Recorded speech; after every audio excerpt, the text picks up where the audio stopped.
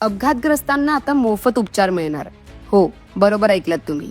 केंद्रीय रस्ते वाहतूक मंत्री नितीन गडकरी यांनी 28 मार्चला एक महत्त्वपूर्ण घोषणा केली. कॅशलेस ट्रीटमेंट योजना. या योजनेअंतर्गत रस्ते अपघातग्रस्त व्यक्तीला अपघातानंतर 24 तासांच्या आत पोलिसांना माहिती दिल्यास सरकार त्यांच्या 7 दिवसाच्या उपचारांसाठी 1.5 लाखापर्यंतचा खर्च उचलणार आहे. तसेच हिट अँड रन प्रकरणांमध्ये मृत्यू झाल्यास पीडितेच्या कुटुंबियांना 2 लाखाचे सानुग्रह अनुदान दिले जाणार आहे. ही योजना मार्च 2025 पासून देशभरात लागू झाली आहे. यामुळे रस्ते अपघातानंतर वेळेत उपचार मिळून अनेकांचे प्राण वाचणार आहेत.